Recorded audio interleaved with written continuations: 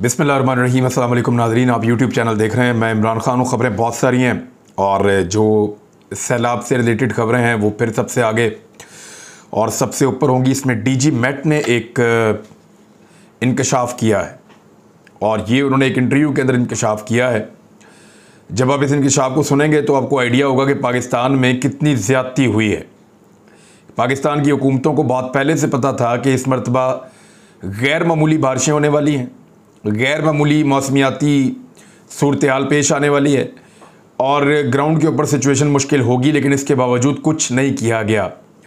एक मीटिंग भी नहीं की गई इस बारे में कि अगर फ्लड आया तो कैसे निपटना है। इस मरतबा ये डायरेक्टर जनरल महकमा मौसमियात साहबजादा खान ने सैलाबी सूरत हाल से मुताल्लिक तहलका खेज़ इंकशाफात किए एक इंटरव्यू के अंदर, और उन्होंने ये बताया साहबजादा खान ने कि महकमा मौसमियात ने 3 महीने पहले ही गैर मामूली बारिशों का अलर्ट जारी कर दिया था। बलूचिस्तान समेत मुल्क भर में मानसून बारिशों की शिद्दत के हवाले से मई के पहले हफ्ते में NDM में वज़ीर आज़म ऑफिस और हर प्लेटफॉर्म को आगाही फराहम कर दी गई थी। उन्होंने कहा कि हमारी फोरकास्ट थी कि इस साल मानसून बारिशें मामूल से बहुत ज़्यादा होंगी। जब अप्रैल में साउथ एशियन फोरम मीटिंग हुई थी तो माहिरीन ने गैर मामूली सूरत हाल से आगाह उसी वक्त कर दिया था। एक तो अप्रैल के अंदर आगाह कर दिया गया था, मई के अंदर बाकायदा मेट ऑफिस ने, महकमा मौसमियात ने तमाम बाकी महकमों को, वज़ीर आज़म हाउस को, मुख्तलिफ जो उस वक्त वज़राए आला थे उन तमाम को यह आगाही दे दी थी। वज़ीर आला पंजाब उस वक्त हमजा शहबाज था और वज़ीर आज़म पाकिस्तान जो है वो शहबाज शरीफ था। लेकिन आप ये देखें, इन्होंने कोई मीटिंग नहीं की, कोई पैसा खर्च नहीं किया, किसी किस्म का कोई मैकेनिज़्म नहीं बनाया कि अगर गैर मामूली बारिशें और सैलाब की सूरत हाल आती है तो लोगों को बचाना कैसे है। DCs को आगाह नहीं किया गया, कमिश्नर्स को आगाह नहीं किया गया, रेस्क्यू का पहले से बंदोबस्त नहीं किया गया और हिफाजती इक़दामात नहीं किए गए। ये सब कुछ रिस्पॉन्सिबिलिटी है उन तमाम लोगों की जो अवाम की जानो माल के लिए ज़िम्मेदार थे। 1000 से ज़ायद अफराद जो हैं वो इस सैलाब के दौरान जाँ बहक हो चुके हैं। इस जानी नुकसान को कम से कम किया जा सकता था। मवेशी लाखों की तादाद में मुतासर हुए हैं, लोगों के जानवर, फसलें, सड़कें, इंफ्रास्ट्रक्चर, हर चीज़ का नुकसान हुआ है। इन तमाम नुकसानात को कम से कम किया जा सकता था। ख़ास तौर पे इंसानी जानों के नुकसान को बहुत हद तक बचाया जा सकता था अगर हुकूमतें वक्त पर जाग जाती। यानी इसका मतलब तो सादा सादा ये हुआ कि जिस वक्त हमजा शहबाज और शहबाज शरीफ राणा सनाउल्लाह साहब के साथ मिलकर और कुछ ताकतवर दोस्तों के साथ मिलकर पाकिस्तान तहरीक इंसाफ के लोगों के घरों में छापे मार रहे थे, जिस वक्त ये लोगों के ऊपर पर्चे कर रहे थे, जब आंसू गैस की शेलिंग कर रहे थे, उस वक्त भी इनको आगाह कर दिया गया था कि आगे बड़ी खौफनाक बारिशें आने वाली हैं और पाकिस्तान में सैलाब आ जाएगा। लेकिन इनकी तमाम तवज्जो इन चीज़ों की तरफ लगी रही है और जो सबसे बड़ा जुर्म इस बाप बेटे ने पाकिस्तान के साथ किया है उसका खुमियाजा आपको नवंबर और दिसंबर में भुगतना पड़ेगा। मैं आपको बार बार याद दिलाता हूं क्योंकि नवंबर और दिसंबर में इनकी हुकूमत हो या ना हो, आपने हर बद्दुआ जो देनी है आटा खरीदते वक्त या गंदम के हुसूल के वक्त या रोटी लेते वक्त, आपने जो हर बद्दुआ देनी है वो आपने शहबाज शरीफ को और हमजा शहबाज को देनी है। क्योंकि जिस वक्त गंदम की खरीदारी का वक्त था, जिस वक्त गंदम को खरीदना था, तो इन्होंने खरीदारी पर बिल्कुल तवज्जो नहीं दी। इन्होंने गंदम की स्मगलिंग होने दी, इन्होंने गंदम को जहां जाती है जाने दी और इन्होंने कोई रुकावट पैदा नहीं की, कोई खरीदारी का टारगेट पूरा नहीं किया, जिसकी वजह से हमारे स्टॉक में गंदम बहुत कम है। अभी ये बहाने लगाएंगे कि बारिश में बह गई, सैलाब आ गया था, ये हो गया था, वो हो गया था, बहुत सारे झूठ इन्होंने अभी आपके साथ बोलने हैं। लेकिन हकीकत यह है कि शहबाज शरीफ और हमजा शहबाज ने इस मरतबा बिल्कुल खरीदारी पर तवज्जो नहीं दी। उनकी पूरी तवज्जो इस मामले पर थी कि किस तरह लोगों को मारना है, उनकी गाड़ियां तोड़नी है, किस तरह इमरान खान का लॉन्ग मार्च उसको रोकना है। अगर ये खरीदारी कर लेते तो ये बहरान ना आता जो आपके सर के ऊपर खड़ा है। जैसे ही आप सैलाब के बहरान में से निकलेंगे कुछ हद तक, साथ ही आगे गंदम का बहरान पैदा हो जाएगा। और फिर पाकिस्तान को महंगी गंदम दूसरी दुनिया से बाहर से मंगवानी पड़ेगी। और वो महंगी गंदम जब आप खरीदेंगे तो आपको रोटी भी महंगी मिलेगी, आटा भी आपको महंगा मिलेगा। और ये सूरत हाल हमारा दरवाज़ा खटखटा रही है। तो इसको ज़हन में रखिएगा कि उस वक्त बदवाएं सिर्फ इन दोनों बाप बेटे को देनी है। और इनके साथ जो पीडीएम की जमातें सारी हुकूमत में है, जरदारी साहब, फजलुर रहमान साहब, वही सारे लोग। अब पहले आगाह कर दिया गया था, लेकिन इसके बावजूद इन्होंने कुछ भी नहीं किया। और जितने लोग ये कहते हैं बार बार कि इमरान खान साहब सियासत छोड़ दें और सैलाब ज़दगान की मदद करें, अब जब वो मदद करने आए हैं तो उन्होंने कुछ और बातें शुरू कर दी हैं। अब वो ये कहते हैं कि इमरान खान क्यों टेलीथॉन करने जा रहा है, वो क्यों पैसे इकट्ठे करने जा रहा है, वो क्यों सैलाब ज़दगान की मदद करने जा रहा है। यानी एक तो इमरान खान को कहते हैं सियासत छोड़ो और मिलकर सैलाब ज़दगान को बचाओ, और दूसरी जानिब वो सारी जमातें जो हुकूमत के अंदर मौजूद हैं, यानी वज़ीर आज़म ने सैलाब की तबाहकारियों पर APC तलब कर ली। भाई सारी जमातें तो हुकूमत में हैं। APC का मतलब है ऑल पार्टीज कॉन्फ्रेंस, तो तमाम पॉलिटिकल पार्टीज हुकूमत के अंदर है। एक पॉलिटिकल पार्टी अपोजिशन के अंदर है जिसका नाम है पाकिस्तान तहरीक इंसाफ। तो ऑल पार्टीज कॉन्फ्रेंस अगर आपने बुलानी थी तो तहरीक इंसाफ को बुलाते तो ऑल पार्टीज हो जाती। लेकिन ये ऑल गवर्नमेंट कॉन्फ्रेंस है कि गवर्नमेंट के अंदर जितनी जमातें शामिल हैं उन सब की कॉन्फ्रेंस बुलाई गई है और पाकिस्तान तहरीक इंसाफ को उसके लिए दावत नहीं दी गई। ये जो कुल जमाती कॉन्फ्रेंस तलब की गई है, इसमें PTI को शिरकत की दावत नहीं दी गई। और पीर वाले दिन वज़ीर आज़म जो है वो सदारत करेंगे और बाकी सारी जमातें होंगी, पाकिस्तान तहरीक इंसाफ नहीं होगी। इमरान खान साहब ने इससे पहला जो टेलीथॉन किया था उसमें 550 मिलियन इमरान खान साहब ने इकट्ठे किए थे। बहुत बड़ी अमाउंट है, 550 मिलियन इमरान खान साहब ने कोरोना रिलीफ के दौरान इकट्ठे किए थे। हालांकि वो बिल्कुल वबा इससे मुख्तलिफ थी। इस मरतबा तो बहुत ज़्यादा पैसों की ज़रूरत है और उम्मीद की जा रही है कि इमरान खान साहब को लोग खुलकर अतियात देंगे। इससे पहले जितने लोग इमरान खान साहब को ताने दे रहे थे कि वो पैसे क्यों नहीं जमा करते, क्यों नहीं गरीबों के लिए मदद करते, वो अपनी पार्टी के लिए फंडिंग करते हैं, लेकिन वो क्यों फंडिंग नहीं कर रहे सैलाब मुतासरीन के लिए, जैसे ही उन्होंने फंडिंग का ऐलान किया तो सबके पेट में मरोड़ उठना शुरू हो गया।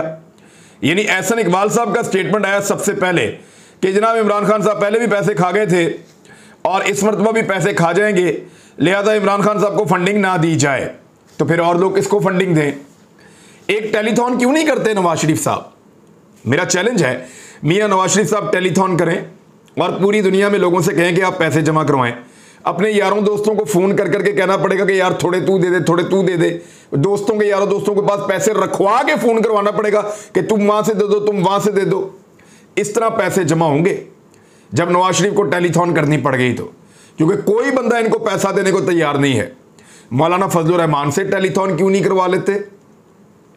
करवा लें मौलाना फजलुर रहमान से टेलीथॉन, देखते हैं लोग कितने पैसे देते हैं। शहबाज शरीफ से करवा लें, बिलावल से करवा लें, और कोई आपके पास असमद यार वली से करवा लें। कोई आपके पास ऐसा पीडीएम के अंदर पूरी जमातों 13 जमातों का जुमा बाजार लगा हुआ है। इतनी सारी जमातें हैं कि आप उंगलियों पे नहीं गिन सकते।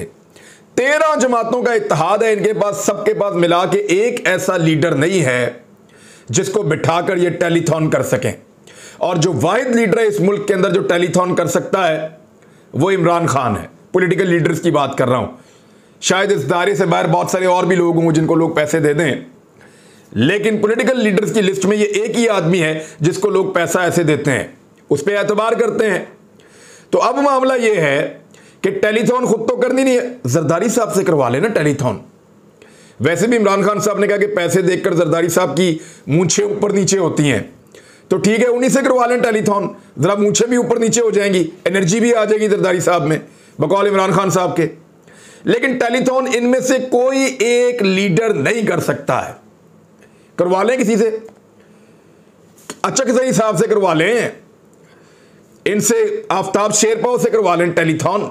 मैं चैलेंज करता हूं पाकिस्तान का कोई लीडर टेलीथॉन कर ले इमरान खान के मुकाबले में और वो इतने पैसे इकट्ठे करके दिखा दे। खुद तो कर नहीं सकते, उसको करने नहीं देने। पहले उसको ताने दे रहे थे और अब उसे कह रहे हैं कि वो क्यों पैसे इकट्ठे कर रहा है। तो ये दो नंबरी पाकिस्तान में चल रही है। मॉडल टाउन साने के हवाले से एक और खबर है, और वो ये है कि शीरी मज़ारी साहबा ने कहा है कि मॉडल टाउन वाकया राणा सनाउल्लाह मुलव्विस है, ये केस दोबारा खोल रहे हैं। और उन्होंने कहा कि राणा सनाउल्लाह मॉडल टाउन के कत्लेआम में मुलव्वस है और अब पंजाब हुकूमत मॉडल टाउन केस दोबारा खोल रही है। ऐसे तो फिर ऐसे ही सही, अगर आप झूठे केसेस बनाएंगे, बंदों को उठा उठा के अंदर डालेंगे और आप कभी सहाफियों को गिरफ्तार, कभी पॉलिटिकल लोगों को गिरफ्तार, कभी इधर केस, कभी वहां बदला, कभी ये कभी वो, और केसेस भी किसके? दहशतगर्दी के, केसेस भी किसके? गद्दारी और बगावत के। हद हो गई है वैसे। यानी अगर इमरान खान के ऊपर दहशतगर्दी के मुकदमे दर्ज करने हैं तो फिर तो इसका मतलब है कि उससे अच्छा लीडर आपको पाकिस्तान में नहीं मिल सकता। पाकिस्तान में किसी पॉलिटिकल लीडर के ऊपर ऐसे मुकदमा दर्ज नहीं करने पड़े। यानी कोई जरूरत ही नहीं है नवाज शरीफ के ऊपर या आसिफ अली जरदारी के ऊपर दहशतगर्दी का मुकदमा करने की। उनकी इतनी कमजोरियां, कोई एक उठाओ और केस कर दो। लेकिन इमरान खान की इनको एक भी कमजोरी नहीं मिली। अगर कमजोरियां मिल जाती तो उन कमजोरियों को लेकर मुकदमा दर्ज कर लेते। कोई करप्शन मिल जाती तो उन करप्शन को लेकर मुकदमा दर्ज कर लेते। लेकिन क्योंकि कोई कमजोरी, कोई करप्शन, कोई दो नंबरी मिली नहीं, लिहाजा फिर दहशतगर्दी के मुकदमा दर्ज करने पड़ते हैं। और ये ऐसे ही करते हैं। यानी जब मेरे ऊपर मुकदमात करने थे ना, तो इन्होंने पहले मेरा पूरा खानदान कंगाल लिया। मेरे भाई कहाँ नौकरियां करते हैं वो तक देखा, मेरे रिश्तेदार कहाँ पे काम करते हैं, क्या नौकरी करता है, क्या कारोबार करता है, वो सब देखा। मेरी फैमिली कौन कौन से कारोबार करती है, हमारे पास कहाँ पे ज़मीन है, कहाँ पे कारोबार है, क्या हम करते हैं, वो चीज़ें भी देखी। मेरे वालिद के सारे मामलात को कंगाल के इन्होंने देख लिया। मुझे इन्होंने पूरी तरह कंगाल के देख लिया। मेरी बेगम और उसके रिश्तेदारों को भी देख लिया। और एंड में इनको पता चला कि नहीं कुछ भी नहीं है, तो फिर बगावत के मुकदमे देने पड़े। ये मुकदमात हमारे लिए तमगे इसलिए होते हैं कि ये बताते हैं कि जब रियासत हमारे खिलाफ चलना चाह रही थी तो उनको हमारे अंदर कोई कमजोरी, कोई करप्शन, कुछ नहीं मिला। जैसे नवाज शरीफ के खिलाफ मिल गया था, या शहबाज शरीफ के खिलाफ मिल गया था, या ख्वाजा साद रफीक के खिलाफ मिल गया था, जैसे बाकियों के खिलाफ आसिफ अली जरदारी और बाकी लोगों के खिलाफ मिल जाते हैं। तो ऐसे हमारे खिलाफ कुछ भी नहीं मिलता तो फिर गद्दारी के और बगावत के मुकदमे होते हैं। तो ये बात हमारे लिए बड़ी काबिल फख्र होती है कि देखें हमारे इस लेवल तक इनको आना पड़ा क्योंकि हमारी कोई ऐसी कमजोरी नहीं है या हमने कोई ऐसी दो नंबरी पाकिस्तान में अल्हम्दुलिल्लाह नहीं की हुई जिसके ऊपर ये रख के हमारे ऊपर कोई मुकदमा बना देते या कोई केस बना देते। अब मैंने आपको एक चीज़ बताई थी कि मियां नवाज शरीफ साहब आने वाले दिनों में अदलिया को टारगेट करना शुरू करेंगे और उसका आगाज़ उन्होंने कर दिया है। लेकिन उससे पहले एक दो खबरें और हैं। इमरान खान साहब ने कहा कि वो बड़ी एक फोर्स जमा कर रहे हैं जो सैलाब ज़दगान की भी मदद करेगी, और वो एक फोर्स जो जमा कर रहे हैं ये आने वाले दिनों में क्या करेगी उसका भी आपको आइडिया है। पेशावर में जो जलसा था पाकिस्तान तहरीक इंसाफ का आज के दिन में, वो कैंसिल कर दिया गया है और अब वो जलसा नहीं होगा, और उसकी वजह जो है वो सैलाब मुतासरीन की मदद है। और जलसा कैंसिल करके उस जगह के ऊपर सैलाब मुतासरीन के लिए कैंप लगाए जाएंगे, वहाँ पे इमदादी सामान इकट्ठा किया जाएगा और उससे सैलाब मुतासरीन की मदद की जाएगी। एक बड़ा अच्छा जेस्चर है और यही होना चाहिए था। शर्जील मेमन के हवाले से एक वीडियो अपलोड हुई है और एक शहरी ने अपलोड की है, और उसमें वो ये बता रहे हैं कि शर्जील मेमन, सिंध तो पूरा ही तबाह हो गया, लेकिन शर्जील इनाम मेमन अपनी ज़मीनें बचाने के लिए, अपनी केले की फसल को बचाने के लिए बारिश के पानी का रुख गांव की तरफ मुड़वा रहे हैं। और शर्जील इनाम मेमन ने यानी गांव की तरफ पानी मोड़ दिया सिर्फ अपनी केले की फसल को बचाने के लिए। एक देहाती ने वीडियो बनाकर सूबाई वजीर के कारनामे को उजागर किया है और बताया कि शर्जील मेमन की फसल से मशीनरी लगाकर पानी गांव की तरफ छोड़ा जा रहा है, और ये इस तरीके की है। कभी ये 50-50 रुपए दे के सैलाब मुतासरीन का मजाक उड़ाते हैं, कभी कुछ करते हैं। उधर नवाज शरीफ का मैंने आपको कहा था कि अदलिया के खिलाफ एक कंपेन शुरू करने जा रहे हैं, तो उन्होंने पहली मरतबा वो सवाल उठा दिया है जहां से ये काम शुरू होना था।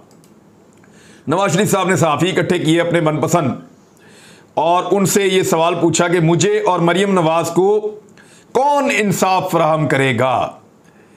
यानी मियां साहब भी कमाल करते हैं, कौन इंसाफ फराहम करेगा मियां नवाज शरीफ साहब को।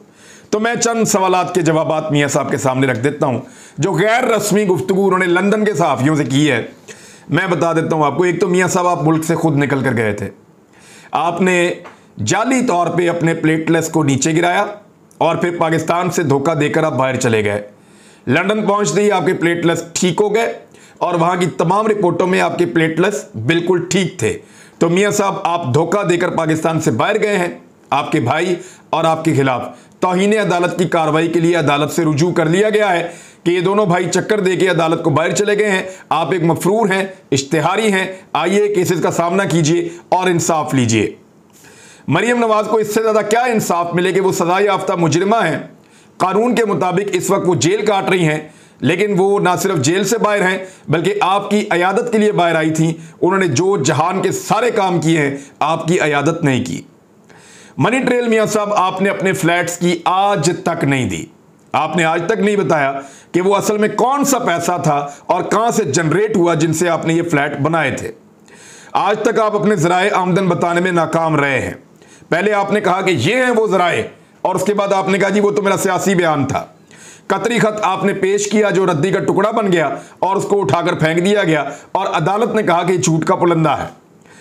वजीर आजम किस तरीके से दूसरे मुल्क की एक कंपनी में मुलाजमत कर सकता है और कैसे अकामा होल्डर हो सकता है, आपने मियां साहब ये भी काम किया और इसका आज तक जवाब नहीं दिया। फिर मियां साहब, मेरी लंदन तो क्या पाकिस्तान में कोई प्रॉपर्टी नहीं है, ये किसने कहा था? उसकी दोनों मुल्कों में प्रॉपर्टी निकल आई है, पाकिस्तान में भी और लंदन में भी। और कितना इंसाफ चाहिए मियां साहब आपको? क्या कोई किसी चीज का नाम है इंसाफ? इक्तदार का नाम है कि आपको इक्तदार मिलेगा तभी आपको इंसाफ मिलेगा? और कितना इंसाफ चाहिए कि आप जेल से निकलकर बैरून मुल्क में गोल्फ के मैचेस देख रहे हैं मियां साहब? और कितना इंसाफ चाहिए था? अब तक के लिए इतनी, अपना ख्याल रखिएगा, अपने इस चैनल का भी। अल्लाह हाफिज।